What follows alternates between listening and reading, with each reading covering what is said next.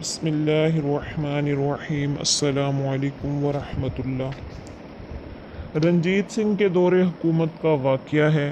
ایک نام نہاد مسلمان جو کرامات اولیاء کا منکر تھا، شومۂ قسمت سے ایک شادی شدہ ہندوانی کو دل دے بیٹھا۔ ایک بار ہندو اپنی بیوی کو میکے پہنچانے کے لیے گھر سے باہر نکلا۔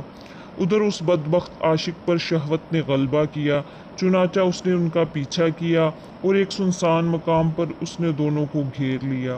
وہ دونوں پیدل تھے، یہ گھوڑے پر سوار تھا۔ اس نے ہمدردی کا اظہار کرتے ہوئے سواری کی پیشکش کی، مگر ہندو نے انکار کیا۔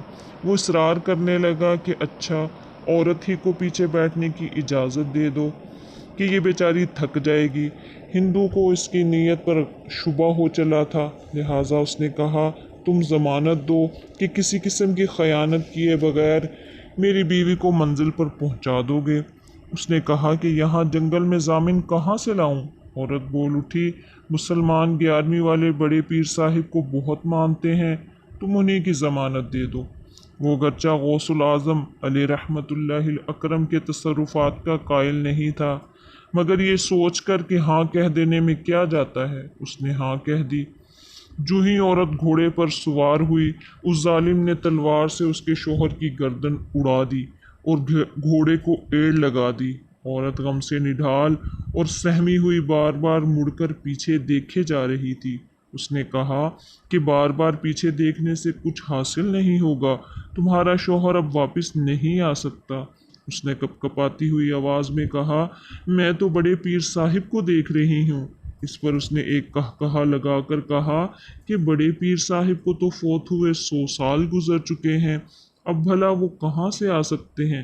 اتنا کہنا تھا کہ اچانک 2 بزرگ نمودار ہوئے، ان میں سے ایک نے بڑھ کر تلوار سے اس بدعقیدہ عاشق کا سر اڑا دیا، پھر عورت کو بما گھوڑا اس جگہ لائے جہاں وہ ہندو کٹا ہوا پڑا تھا۔ دونوں میں سے ایک بزرگ نے کٹا ہوا سر دھڑ سے ملا کر کہا، قم بإذن اللہ، یعنی اٹھ اللہ عز و جل کے حکم سے۔ وہ ہندو اسی وقت زندہ ہو گیا۔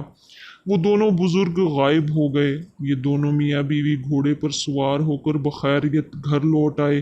مقتول کے وارثوں نے گھوڑا پہچان کر رنجیت سنگھ کی کورٹ میں دونوں میاں بیوی پر کیس کر دیا کہ ہمارا آدمی غائب ہے اور گھوڑا ان کے پاس ہے، شاید ان لوگوں نے ہمارے آدمی کو قتل کر دیا ہے۔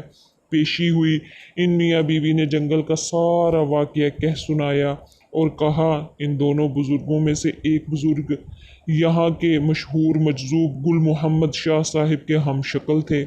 چنانچہ ان مجذوب بزرگ کو بلوایا گیا، وہ تشریف لے آئے اور انہوں نے آتے ہی اول تا آخر سارا واقعہ لفظ بہ لفظ بیان کر دیا۔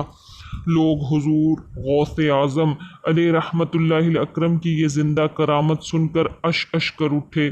رنجیت سنگھ نے مقدمہ خارج کرتے ہوئے ان دونوں میاں بیوی کو انعام و اکرام دے کر رخصت کر دیا۔